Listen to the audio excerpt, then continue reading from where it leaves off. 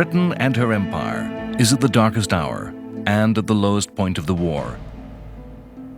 The forces of Nazism stand at the edge of victory.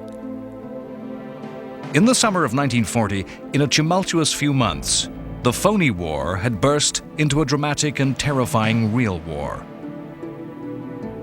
After a disastrous campaign in Norway, British Prime Minister Neville Chamberlain, the architect of 1930s appeasement, the man who had sacrificed Czechoslovakia at Munich, had lost the faith of British people in Parliament and had dramatically fallen from power. He was replaced by Winston Churchill. Churchill famously came to power offering the British people nothing but blood, sweat, and tears. The spring and early summer of 1940 had brought the British people nothing but bad news. The British armed forces and their allies nothing but defeat after crushing defeat. The continent of Europe had fallen rapidly before the blitzkrieg of the Panzer armies. Holland, Belgium, and France had all surrendered in the space of weeks. The French were nationally humiliated as the Wehrmacht marched down the Champs-Élysées. With the entire British army in France nearly encircled, their backs to the sea, a mysterious moment of indecision by Hitler had saved 1/3 of a million British and French soldiers evacuated from the beaches of Dunkirk by an armada of small boats and ships. In Britain, the country and the people awaited invasion by the Nazi armies. The south coast of England was turned into a fortified camp. The home guard of old men and boys was hastily recruited and stood waiting with desperately improvised weapons. The very structure and fabric of the country was broken up to fuel the war effort, to build planes, tanks, and ships. The population awaited the ringing of church bells, which would be the signal that the invasion had begun. Fear, rumor, and paranoia infested the British people as spies and infiltration were seen everywhere.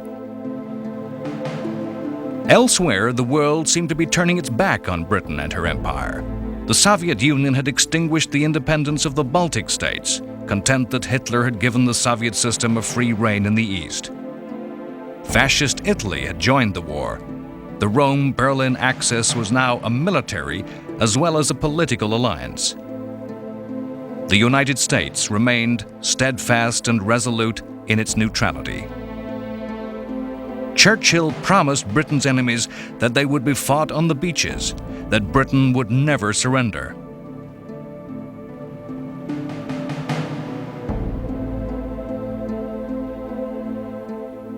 In the high summer of 1940, the battle for the survival of Britain and of freedom in Europe was not being fought on the beaches, but in the clear blue skies of southern England. The story of the Battle of Britain is a story of weapons, a technological story as much as it is a story of collective national heroism and the individual courage of young men. In this, it is a retelling of an old tale. Since the very earliest days of warfare, of human conflict, the need to survive, the need to defend yourself against your enemy, has spurred the invention, innovation, and the creation of ever more destructive and more terrible weapons. And the weapon that hits harder, faster, or further has always been countered by either an even more powerful weapon or by a better defense, better armor, a better shield, better ways to hide. To understand the Battle of Britain, we must look back before the war, when military thinkers all over the world were imagining, were theorizing about future conflicts. At the turn of the century, it can be hard to realize that the invention of powered flight is an event that exists just, still within living memory. That flight of Wilbur and Orville Wright was only in 1903. In the interwar years, aircraft were just one of a series of breathtaking inventions, miracles of science that had amazed the world. Their role in warfare during the conflict of World War I had grown. In 1914, the flying machines were consigned to reconnaissance, to acting as spotters and spies. By 1918, the war had pushed the technology forward, and specialized aircraft, war machines, bombers, and fighters had developed. The Great War had seen the first strategic bombings of civilian and industrial targets. ordinary people far from the front, where armies struggled, experienced the terror of aerial attack.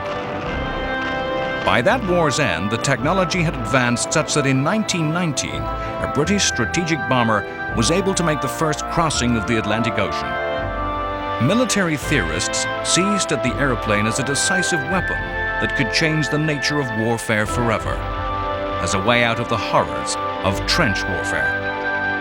Politicians saw the airplane as an awesome machine that could win wars cleanly, without casualties, in a matter of days. It was believed by politicians and soldiers in all countries that the bomber would always get through. Between the wars, it was widely believed that the next war would be fought with a short air battle, where one side's air force would be defeated, conceding air supremacy. Then, under threat of absolute destruction from bombers, victory would be conceded without any actual bombing of cities taking place. Perhaps warnings would be dropped into the centers of industry and populations would be evacuated in panic, and then denied to the enemy by the use of poison gas. Because the theory held, no sane government would risk devastation in this way. Wars in the future would be clean, short, with minimal deaths and destruction. Experience between the wars had seemed to prove that the bomber would always get through, and that air power would result in the predicted victory. Nazi bombers in support of Franco in the Spanish Civil War had wrought apocalyptic devastation upon Spanish Republican cities. The fate of the Basque city of Guernica was held up as a warning to the world of aerial power. The British Royal Air Force had ruthlessly used bombing to economically and painlessly, without British casualties, police the wilder parts of the British Empire, bombing the villages of rebellious tribes in Arabia and Afghanistan, sparing the cost and the risk of British ground troops. During the 1930s, the Italian Air Force had used aircraft and poison gas to subdue the forces of Emperor Haile Selassie in Ethiopia. Of course, these easy successes were an illusion.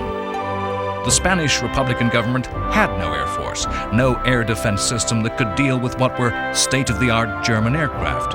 Guernica was a soft, undefended target.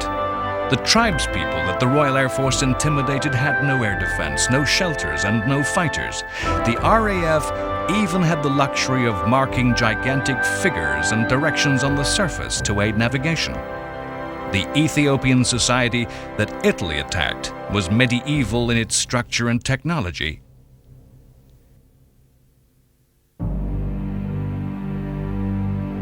Even so, the Second World War, up to the onset of the Battle of Britain, had seemed to prove that air power was irresistible.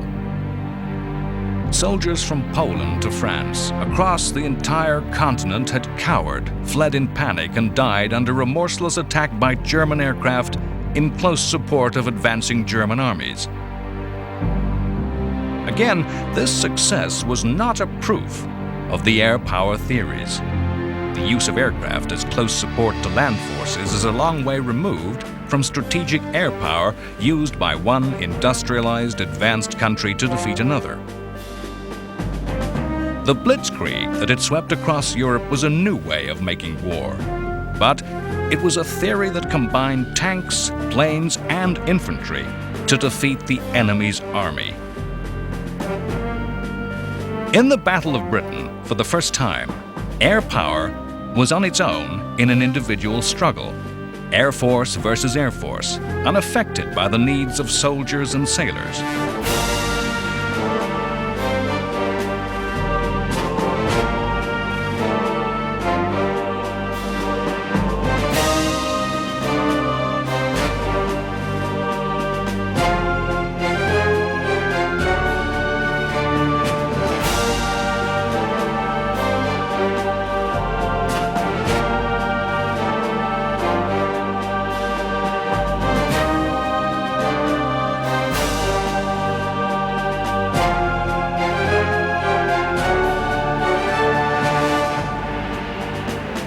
History likes to assign dates to the start and end of events. Rarely are events seen at the time so clearly. The Battle of Britain began at the instant that the Battle of France ended. All through July of 1940, there were skirmishes between fighters, minor raids as the two air forces fenced, feeling for their enemies' weaknesses. Hitler named August 13th as Eagle Day, when the main assault was to begin.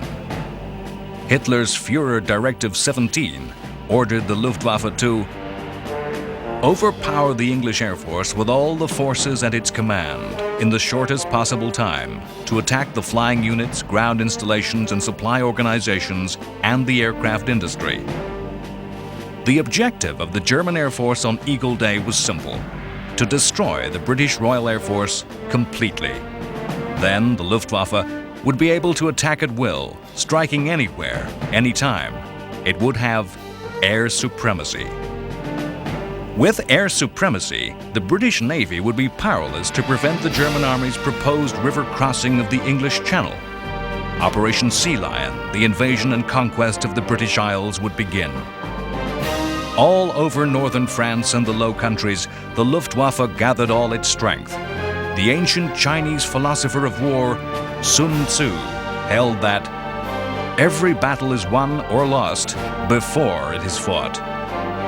That every factor determining the outcome of a conflict is already in place, in the men, in the weapons, in the geography, in the minds and the plans of the commanders. In that summer of 1940, as the two air forces prepared to fight, each had their strengths and weaknesses. The RAF was small, numbering little more than 600 fighters. The British bomber force was to be irrelevant in the battle. But the fighter planes were the twin legends of the war: the Spitfire and the Hurricane. The Hurricane was a devastating attacker of the German bombers. Its armament and its design caused heavy losses to the Luftwaffe forces. Once the pilot had the enemy in his sights, the Hurricane made kills easily and quickly. The Hurricane was a dependable, strong aircraft that made its pilots feel safe. Its body was sturdy, and the plane could resist punishment and damage and get the man home. The Spitfire was undoubtedly the most beautiful aircraft. The smooth lines came from the natural needs of aerodynamics and were made possible by advanced revolutionary technology. The Spitfire, by far the faster and most agile. Its flying qualities meant Spitfires were the planes of choice to engage the opposing German fighters. A myth of the war was that the Spitfire won the Battle of Britain for the RAF. The truth was that Hurricanes were far more numerous and shot down many more German aircraft. Hurricanes were far easier and cheaper to build, and the better destroyers of bombers. The two aircraft together were to be the twin nemesis of the Luftwaffe.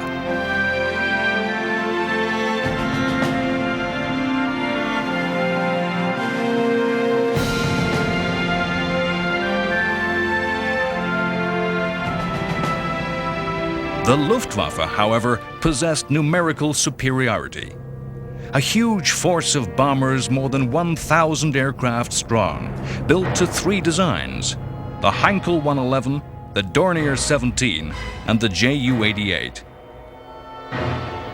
The Heinkel and the Dornier both suffered from light bomb loads and poor defensive armament. The Heinkel's peculiar nose design made its crews feel intensely vulnerable. The Junkers 88 was the best German bomber, only slightly slower than the British Hurricane, and although a small aircraft, could deliver its bombs very accurately, as its airframe could take the stresses of dive bombing. All were medium bombers, not capable of carrying the devastating bomb loads seen later in the war. It was to be a major failing of Germany that its aviation industry never produced a working heavy four-engine bomber of the type that was to prove so destructive later in the war. As so often, the vanity and pride of the Nazi dictatorship was its downfall. The small, medium bomber enabled a huge air force to be cheaply and quickly built. Masses of the medium-sized planes were more impressive as they flew over the Nuremberg rallies. In addition to the 3 medium bombers, there were 300 Stuka dive bombers, their distinctive wing shape the result of a design capable of near vertical dives that enabled a light bomb load to be delivered with deadly accuracy. They were slow and clumsy planes in normal flight, and while these aircraft had terrified soldiers on the ground, they were yet to be tested in an Air Force-to-Air Force battle.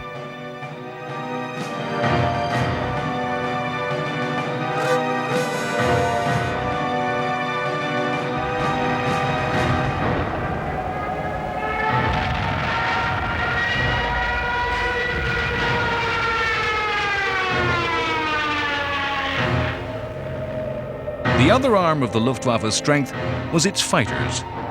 At the start of the Battle of Britain, the Luftwaffe was equipped with 2 machines. The Messerschmitt 110 was a twin-engined and heavily armed fighter, and its crews were regarded by the Nazi leadership as the elite of the Luftwaffe. In fact, the most dangerous adversary of the RAF in 1940 was the Messerschmitt 109, a single-seat, single-engine fighter, the equal of the Spitfire and faster than the Hurricane.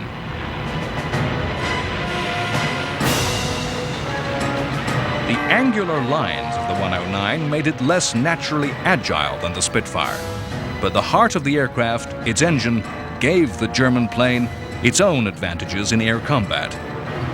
Evenly matched in speed and armament, for as long as the war is remembered, the argument will be which was the best, whether Spitfire or Me-109 was the superior fighter.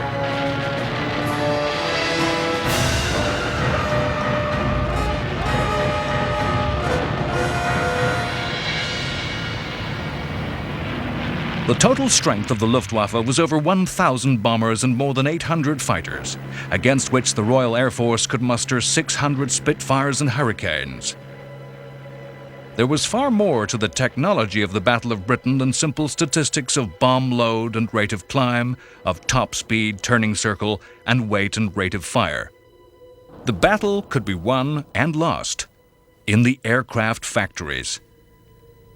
The Battle of Britain was a battle of attrition. The side that lost most planes, that lost the more pilots, would be defeated. With equal losses on either side, the side that could build and replace lost planes the quicker would in the end be the victor. A fact of history is that in the summer of 1940, the British factories could easily outproduce the Germans. 500 Spitfires and Hurricanes could leave the production line every month. The German figure was less than half that. Attrition of machines and attrition of pilots. The most advanced aircraft in the world is a sort of cardboard if no pilot can be found to fly and fight with the aircraft. Fighters like the 109 and the Spitfire were demanding planes to fly, needing skilled pilots. The Spitfire's speed, agility, and responsiveness to control would terrify the beginner. In this, the Germans had the edge. Huge numbers of conscripted young men passed through the Luftwaffe in the 1930s, and Germany could call on 10,000 qualified pilots. In comparison, Britain had just over 2,000 young men, scraped together from amateurs, university flying clubs, and the remnants of the Polish and the Czech air forces. The RAF could train only 50 new pilots a week. Yet, the technology of the battle had another dimension: radar. The story of radar is a classic example of how human inventiveness makes connections. In between the wars, a serious question was asked of British aircraft research. Could radio waves be used as death rays, stalling the engines of enemy aircraft or boiling the blood of pilots, both of which were thought theoretically possible? The scientific reply was that radio waves could not be made strong enough to do such things, they would just bounce off. But a connection was made. Flying aircraft were causing problem interference with transmitters of the BBC, and the idea of radar was born. Between the wars, finding and tracking incoming attacking aircraft was thought an impossibility and was central to the belief that the bomber would always get through. The use of radar was to give the RAF the crucial advantage in the Battle of Britain. It would be wrong to suppose that Britain alone had radar. In 1940, all major countries had radar programs, but British work was the most advanced. Most importantly, Britain understood what the new technology meant, had worked out how to use radar, how to process the information, and use the intelligence gathered to control and direct fighters towards incoming bombers. Britain was the only country which, at the outbreak of war, had built a complete network of radar stations. Germany did not realize the value and importance of the technology. Their own experiments in radar were leading in different ways that blinded them to the value of the British system. Still, yet more factors determined the way the battle would be fought and the ability of each side to win victory. The battle was fought in British skies. German aircraft had less time over their targets before needing to return, rearm, and refuel. Downed German pilots and damaged aircraft were lost forever. British men and machines could be returned to action. In so many ways, the two air forces were evenly matched. Strengths and weaknesses evened out in determining the chances of defeat or victory for both sides. A weakness of the German side was their battle plan. Even though they knew their clear goal was the destruction of the RAF, Germany's leaders had no clear idea as to how to achieve that aim. The course of events in the skies of Britain in the weeks of the campaign against the RAF were marked by abandonment and changes of plan, improvisation and bad intelligence, bad guesswork, that seen with the standpoint of history brought ultimate German failure. Overall, the Germans believed that if they could bring the RAF fighter force to a decisive battle, they would destroy the fighters and the invasion could begin. Luftwaffe leader Göring called it the knockout punch. Hitler even hoped that once the RAF was destroyed, Britain would see sense, capitulate without the need for invasion. The Battle of Britain divides into a number of phases. In the first phase, on Eagle Day, the Luftwaffe attacked a wide variety of targets, some airfields, the naval dockyards at Portsmouth, shipping in the English Channel, some radar stations, aircraft factories, and so on. The aim? To rain blows everywhere, to provoke the RAF into a fight. The RAF held its own in this first phase, and crucially, the radar stations were not systematically attacked again after that first day. German intelligence did not realize how effective the British system was. The result was that the attacking forces were always met by British fighters. The skies of southern Britain were full of aircraft. The newsreel showed proud home guards standing over downed aircraft in the fields.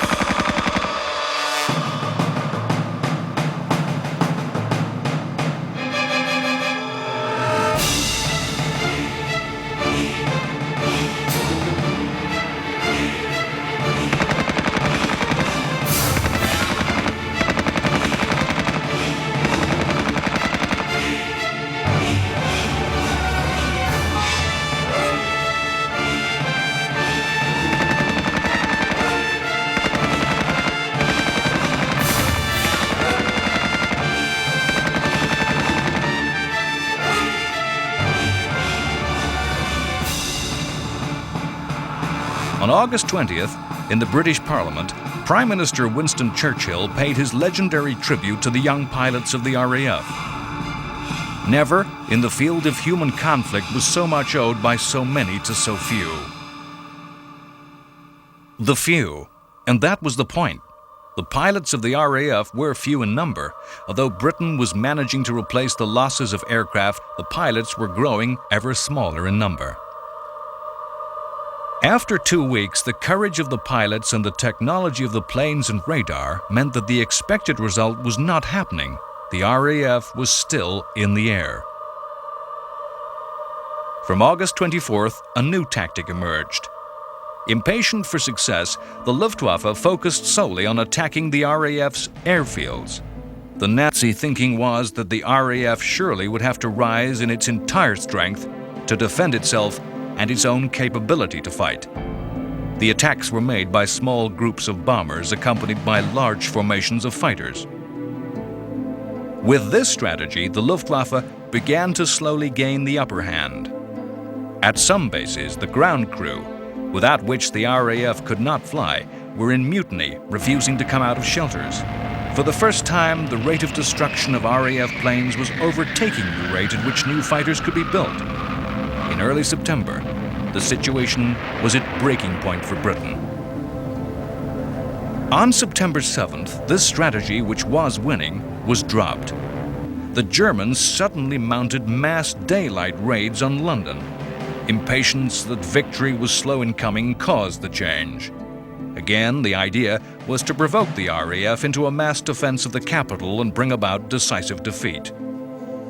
The Germans abandoned all subtlety of tactics, of feints and diversionary raids, and simply threw all their strength in mass attacks, in increasingly desperate attempts to provoke a big final battle. In fact, they presented the RAF with ever larger and easier targets of bombers. If you look for a reason, it is in intelligence. Both sides had inaccurate estimates of the other's strength. The Germans had underestimated the RAF strength at the start of the battle, and they never had an idea of the true level of the RAF strength. They were unaware of how bad things were for the British. They were seeing their own strength destroyed with no effect. Had the Germans known the true position, they would surely have persevered with attacks on the RAF's bases, with who knows what effect on the course of the history of the world. The change of targeting by the Germans initially caught Britain's air defense system off balance and wrought sorrowful destruction. On September 7th, only 92 anti-aircraft guns defended the capital. Even though their number was rapidly increased, those barrages were mostly useless, only driving attackers to higher altitudes from where the same weight of bombs fell.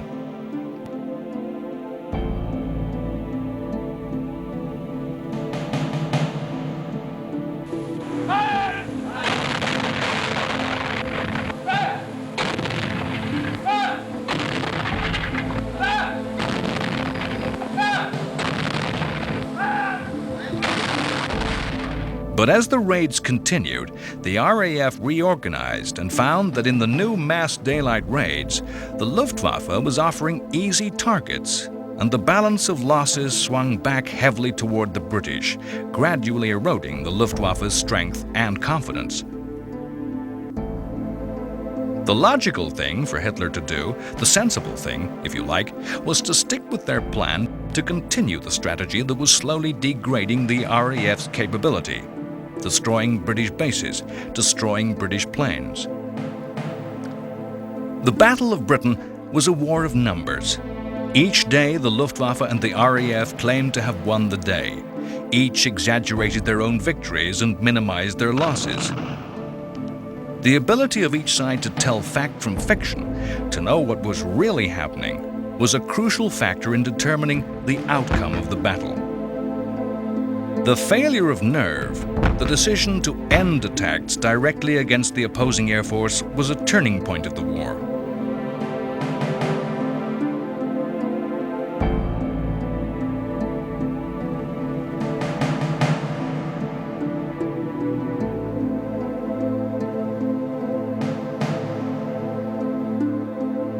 The Battle of Britain exists in myth as well as in history. But it's no myth that the future of freedom from the whole dark science of Nazi tyranny lay in the hands of little more than 2,500 young men.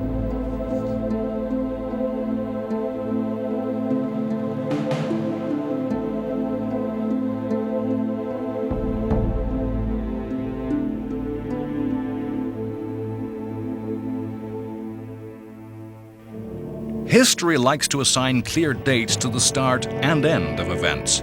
In fact, the real happenings tend to be far more blurred.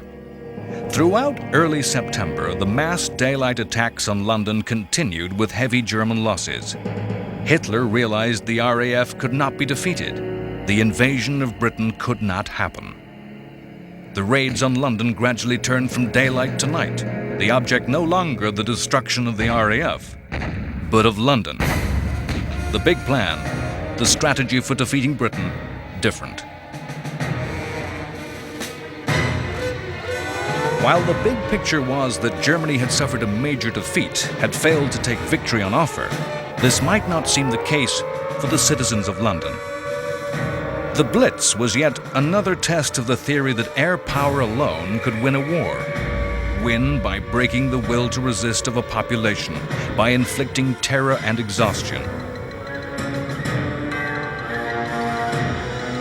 Once again, the most carefully argued of peacetime theories as to how the next war would be won was put to the test of actual war, and the course of events was to confound the best thought-out plans.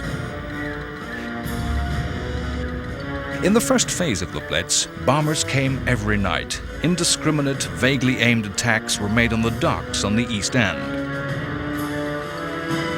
After the heavy losses of the Battle of Britain, the Blitz was a happy time for the Luftwaffe, with German losses of only 1% of sorties flown.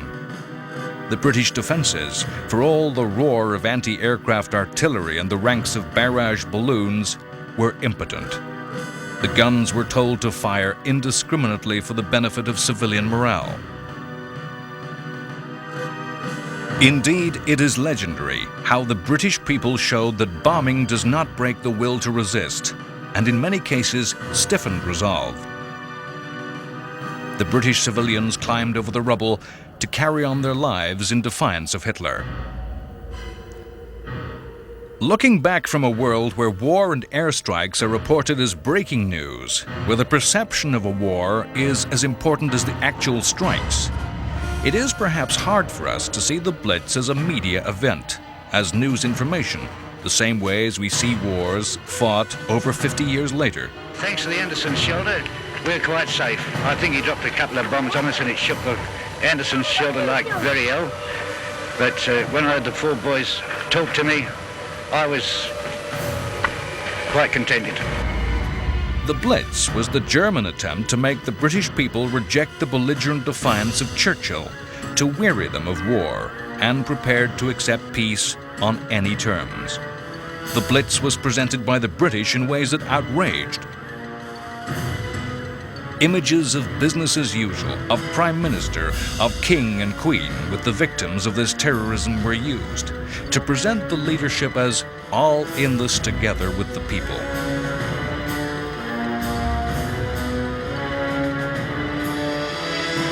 The pictures of ordinary innocent civilians made homeless, turned into refugees in their own country, was used in a drip feed of propaganda to turn US public opinion against the Nazis. The truth of the Blitz, as with all truth, is more complex than the fiction. In some places, civilians did flee the cities of Britain in panic. Some people did loot from bomb wreckage. Churchill was not always greeted with cheers. The British Communist Party tried to stir agitation, that workers were being allowed to die through lack of air raid shelters. We live in a world where politicians are too often led by public opinion polls. Polls are not new. It's a simple fact that in secret Gallup polls taken by the British government throughout the Blitz, 80% of the population believed in ultimate British victory. With the Battle of Britain a failure, and his main enemies still defiant, though bloodied, what now was Hitler's plan? What now could be his strategy for victory? On October 12th, Hitler cancelled Operation Sea Lion, the invasion of Britain, and a new German strategy was unfolded. Rather than deliver a knockout blow, Hitler now chose to pound around at the edges to wear Britain out. Pressure on Britain would be increased by attacks on ever more fronts, stretching both Britain's resources and the will to continue. The incessant pressure of the Blitz would stretch the nerves.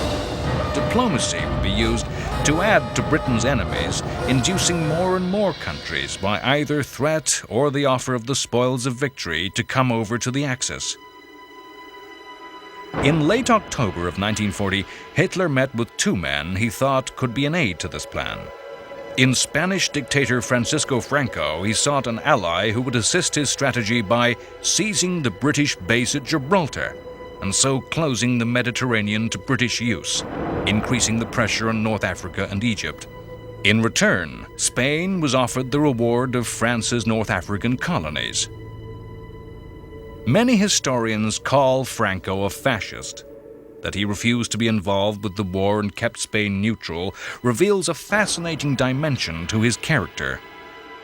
Showing him not a revolutionary politician with a set of beliefs like Hitler, but rather a simple conservative, shrewd and ruthlessly realistic who thought only of his and his country's interests.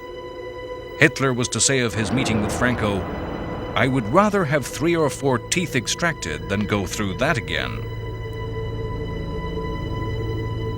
Hitler met Vichy French leader Pétain and again offered the bribe of colonies. The French territory promised to Spain would be replaced with former British territories. In return, Vichy France had to enter the war on the German side. Pétain showed some of his old stubbornness and refused to become further involved. Already in mid-September, as part of this new strategy of encirclement and a widening of the war, Italy had attacked Britain in Egypt. Italian forces based in Libya, which was then an Italian colony, had invaded Egypt, which was a British protectorate, ruled as part of the British Empire. An ancient country, significant in world history millennia before, was once more a player on the center stage of world events.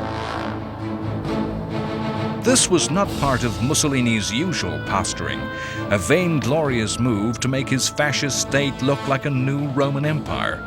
There was a clear, focused, strategic goal for this attack. The purpose was to cut off British supplies of oil from the Middle East and Arabian states, from Iraq and Iran, then all under British domination, if not direct rule. Without these supplies of oil, Britain would simply lose the war. The invasion of Egypt would cut the Suez Canal, an actual and symbolic link to Britain's worldwide empire.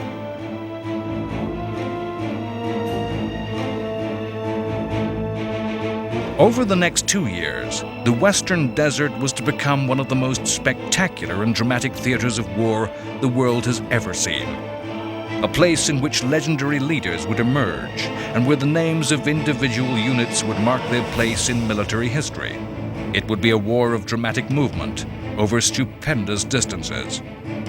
The Western Desert was not to be some grim push, a grinding down of the enemy.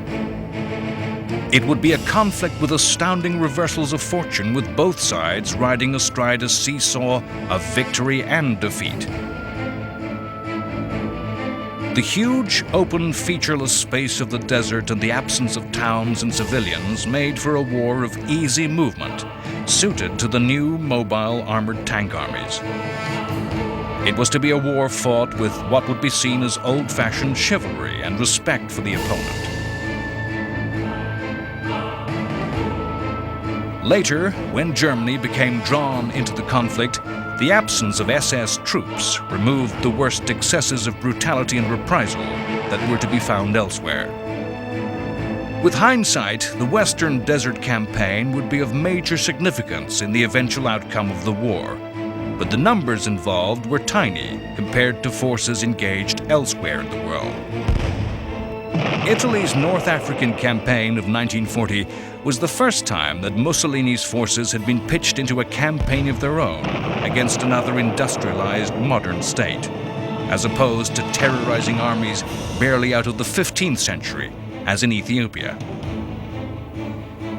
The invasion of Egypt was the first where Italian generals had had to plan a campaign, rather than ride to victory on the backs of others, as they had when Italy belatedly joined the invasion of France. Mussolini's fascist state had proudly boasted that it had created a new, powerful, modern armed force, a military might that would rival and surpass that of ancient Rome. The history of World War II shows that these armies were not successors of the legions, and Mussolini was no Caesar Augustus. The truth was that although vastly expanded in number with splendid uniforms and no more or less brave than most soldiers of the time, Italy's troops were poorly equipped.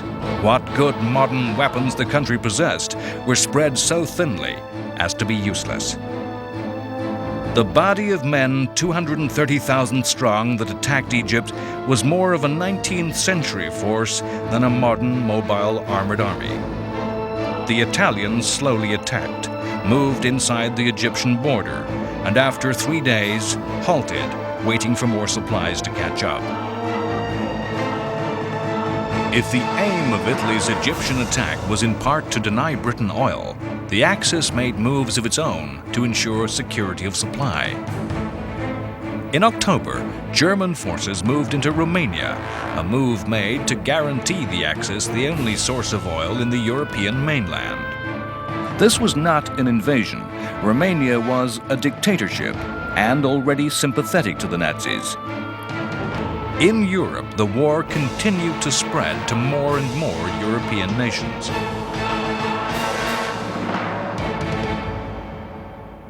As so often in the history of the European continent, the Balkans, that crazy patchwork of small countries with a multitude of confused minorities and minute ethnic differences, torn by ancient vendettas, hatreds, enmities, and grievances, was to play a part. A small Balkan conflict began, which was to be part of a far greater significance in the big picture of the history of the war. On October 28th, Italy invaded Greece, basing its attack from the neighboring territory of Albania, which Italy had occupied since April 1939. This was a war with little purpose other than the pride, vanity, and ego of Mussolini. To create a new Roman Empire, to avenge the loss of the tiny Ionian island of Corfu to Greece in 1923, and to show Hitler that Italy was not to be the junior party to the Axis. The invasion of Greece made little sense in terms of the bigger strategic picture.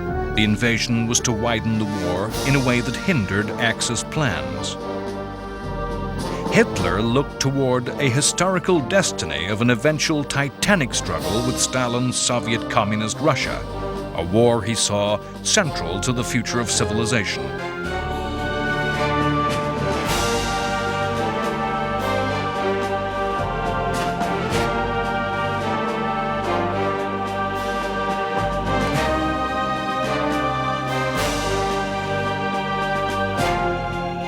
Mussolini's sideshow would drag his German ally into a mire of troubles that would, in the end, help decide the outcome of the war.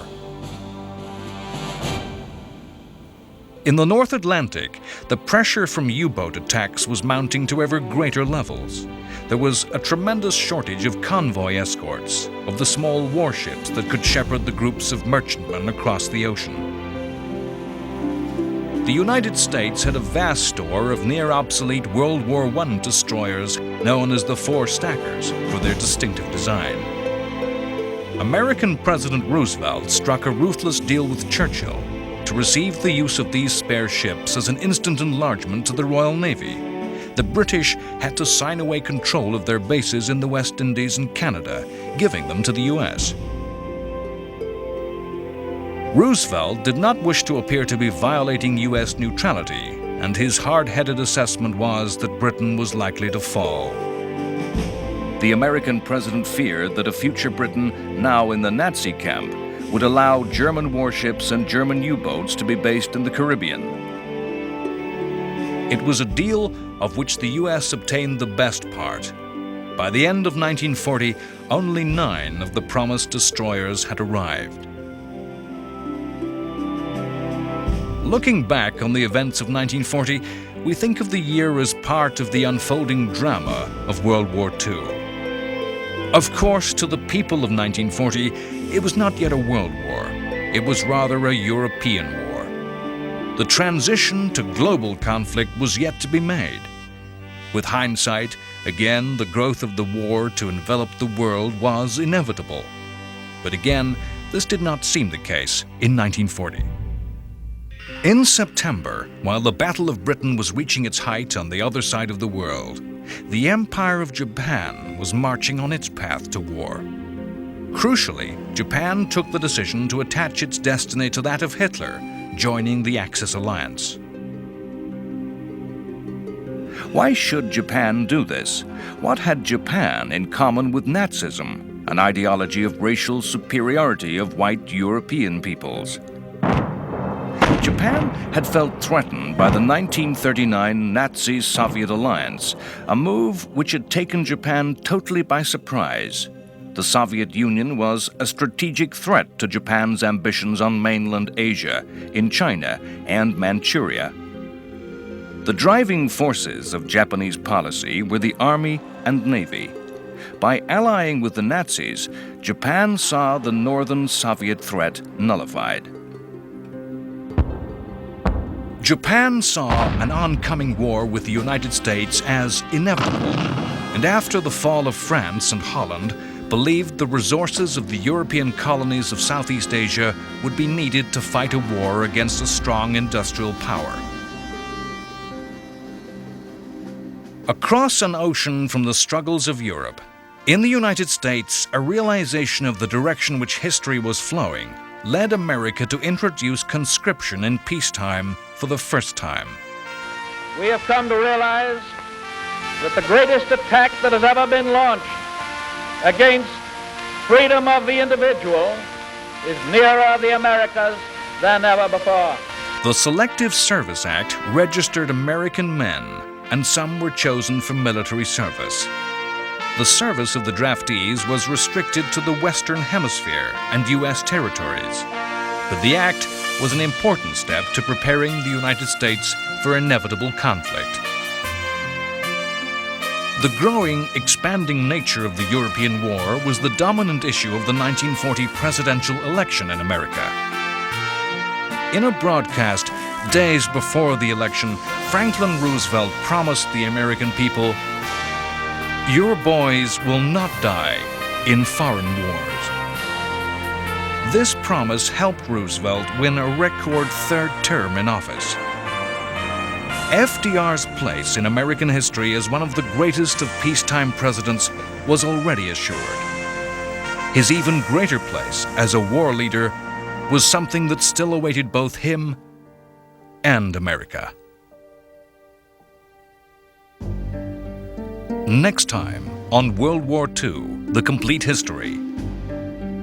The continuing disasters unfold around the Italian war effort, as the invasion of Greece turns to catastrophe for the Italians with defeat and rout into the hills of Albania. In North Africa, there are mass surrenders of Italian armies as the British Army of the Nile drives the Italians deeper and deeper to retreat. We shall see how the Italian failure draws the forces of Germany ever deeper to the south with the invasions of Yugoslavia and Greece. In North Africa, Italian defeat turns into German triumph as two legends emerge, and the names of Erwin Rommel and the Afrika Korps are linked together in history, and the tide of war sweeps the British to near defeat, only to rebound with dramatic counterattacks. Faced with German onslaught, British and Commonwealth forces face a second Dunkirk as they first invade and are then forced to flee from Greece in face of a ferocious German attack. Churchill demands that America give Britain the tools for victory. The ancient Mediterranean Sea the site of so many a war, is once more the stage for epic naval action, as the British Navy seeks to emulate its greatest victories, adding the battles of Taranto and Matapan to its roll of honor. In that wine-dark sea, the island of Crete is the scene for bloody and costly German victory, as the pride of the German armed might, the airborne and paratroop forces are squandered in capturing the island. Germany's losses in one battle, more dead than the entire war to that point. In the Atlantic, the desperate struggle of the U-boat war continues, reaching a new peak. The British battleship Hood meets its nemesis in Bismarck. Bismarck itself was soon to sink. London still writhes under German aerial attack, with bombs falling on Parliament itself. Rudolf Hess, Hitler's deputy and trusted aide, makes his mysterious flight to Britain, bringing a personal offer of peace. All these events are played out against the impending storm that is to break in the East, as Germany unleashes Operation Barbarossa, a war of annihilation against Soviet communism. Barbarossa, the invasion of Russia.